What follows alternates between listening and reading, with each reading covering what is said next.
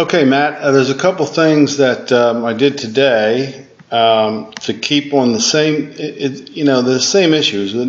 We all have our issues and they don't change, but the reason you stay after your golf swing consistently is that you're just trying to, find that one way of getting it through to your muscles, right? So, I could have said the same thing for you in any of the lessons we've had in the past, and just one may just turn on a little bit of a different light, but we know what the issues are. And so what I did today was I weakened your right hand grip a little bit, brought it more on top. I lengthened your left thumb a little bit, and I brought your posture up. See this? You tend to play with your hands low. This is good right here, at least the belt buckle. Nothing lower. You wouldn't want this pointed at the thighs or the crotch. You want to keep it right about the belt buckle. And this is good here. You're in good position there. It's a little bit inside, it's a little bit under, but it's not that bad.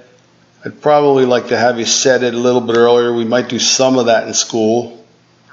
But here's where the run-on sort of begins for you. Like, I think dynamically, right there, the face a little shut. That's why I had you roll it just a little bit, see if I get a little loft on that face. But come back to our model comparison here. And, he's hitting say a 5-iron here, and that's about as far as he's going to go with it. So, you get a little bit underturned with your shoulders, but you get at the beginning where we started your shoulders a little bit earlier, your arms are kind of getting a head start, so they do run on, and that poses a problem for you. That's just overturned and overreached. So now we've got your shoulders, your arm going up a lot steeper than what your shoulders are. Your shoulders are on a good pitch here, pretty much the pitch that we started on down here on the plane line, but your arm's going a little bit above it, and then when that elbow flies out on you, it stays a little bit steep. So you'll watch this elbow go into a different flex here. It gets tucked in and that club gets laid down. So he's able to keep this vertical and not that, it's not horizontal, but you can see the difference there. Let me clear this out so I can show you about this arm that flies out for you sometimes. Here's Sergio in the top of his backswing, and as he comes down, watch that arm. It stays really vertical. This right forearm supporting it. He's going to bend that wrist back a little bit more for that extra little bit of lag, but you see, it's not it really stays that way, doesn't it? It doesn't go like this. And the elbow doesn't come out of the body. That's your steepness, and that's from crossing the line at the top.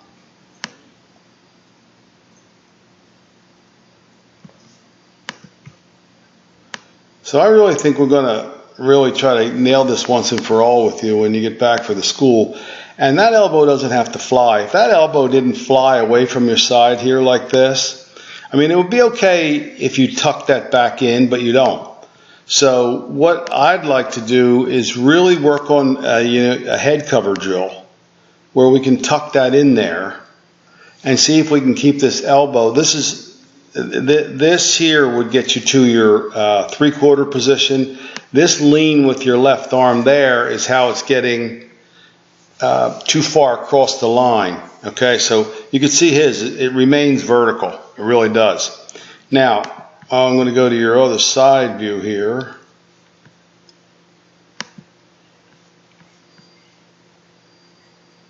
And show you where that gets you in that trouble there. See, that's a really good position right there. You're maintaining your center. You're not swaying off the ball, but you're still loading up, right? And you've got a real nice spine tilt here behind the golf ball. In other words, you know what I mean? There's a little bit, see that tilt to your spine there? Your right hand grip's a little lower than your left hand grip, so you're reaching further down the club. So your shoulders, in a good setup, your shoulders will always be a little low with the right and higher with the left. And so you're in a good position. That's very good posture there. And when you go back, you maintain that posture. But I want you to watch what that extra frame is doing. Now you've lost that posture. You see, now you've gotten it straight, and you can't stay behind the golf ball. Now it's much straighter than what it was when it was there. So I really think we've got to tuck the right elbow in, shorten the backswing, and try to keep you behind the ball, because what you're forcing yourself into now is this. A situation whereas that extra part there, now the upper body's going. Look how far out in front of that ball you are with your upper body. Your arms are still way up in the air. So the arms won the race back. Right, they raced a little too far. Now the body's not raced that far, so it's trying to catch up and it's running way ahead.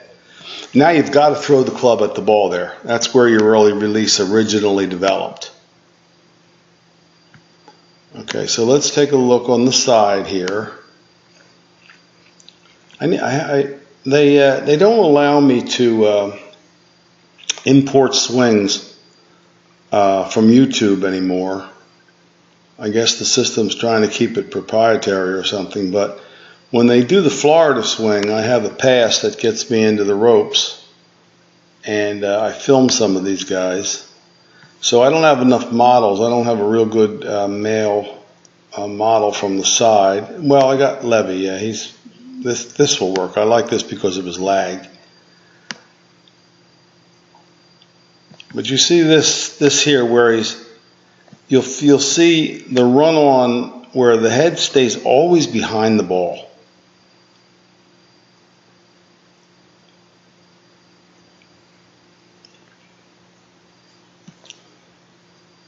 See where you go here? And you can't count on all that because I'm hand holding this camera, but there is too much of it. You've always had too much of it. And there's that elbow gap again in there, which we're going to try to fix with that head cover.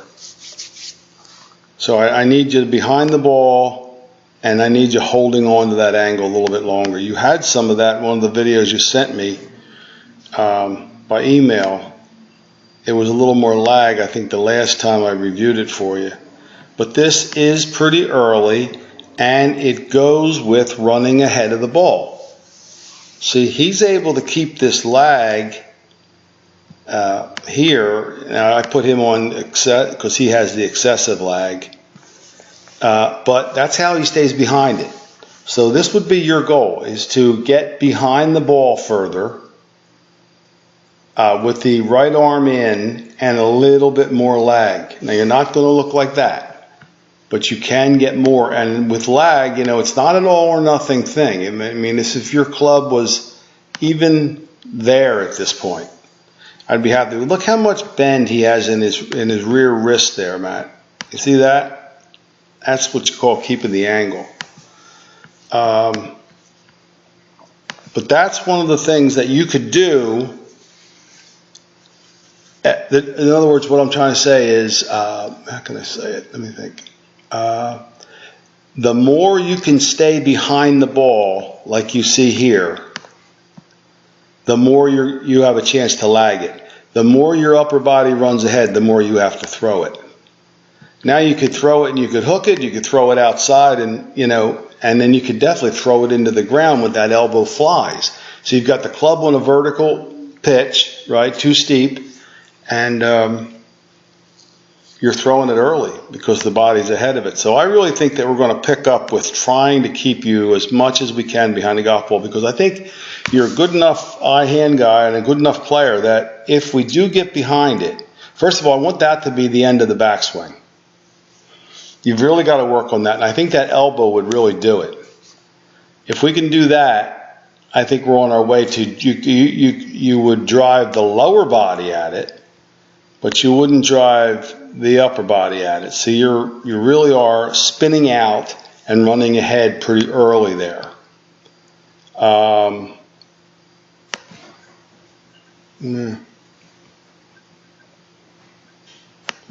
See what we got here. I know I got a nice one of Michelle back when she was a good player.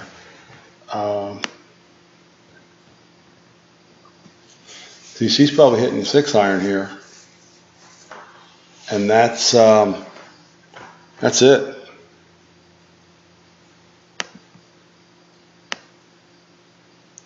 Now there's somebody that plays every day and plays for a living, hitting the same club that you are here with all that extra work. Another thing, a lot of stuff that helps us, you might square up this foot a little bit. You know, square it up like she has it here. That might, your toe turned out too much is another reason you could do it. So I guess I'm saying I need your shoulders to go earlier, but not so far. You're turning, probably 110, 20 degrees there. Like a full shoulder turn would be there. That's plenty of turn, especially for an iron. I don't think you'd want to turn that even more than for your driver. So that extra part that you're doing right here, the run on, that's getting the elbow to fly. Now you're steep. Now you got to run ahead of it and throw it. Another thing I would try to do, Matt, here is, and this is I'm not trying to give you a million things, but you want to roll to the inside of your foot. See how she rolls a little bit to the inside of her foot? Instead of letting this heel come up, it might stop you from running ahead. See, yours comes up like this. I'd like to have you roll to the inside of it. Let me see if I get a good one. Tigers does it great. Brooks comes up, I think. Yeah, he's just a freak.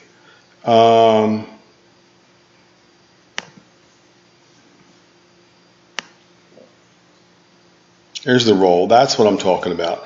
Rolling to the inside of the foot.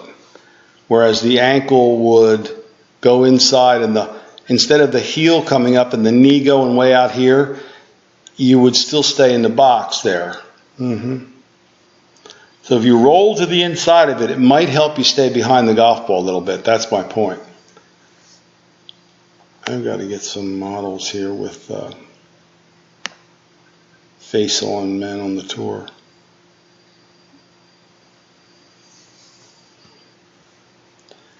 Because of your habit of running ahead, I think we'd be better off if we rolled your foot inside. You know what I mean by rolled it? Like when you go, your left knee should kick, your right knee should kick towards your left leg, not out toward the ball like you do. Watch.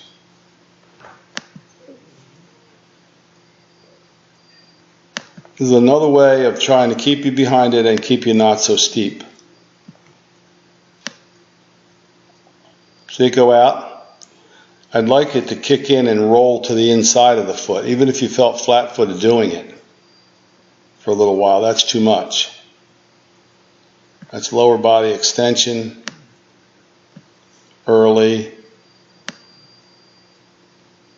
and that's another steepening maneuver.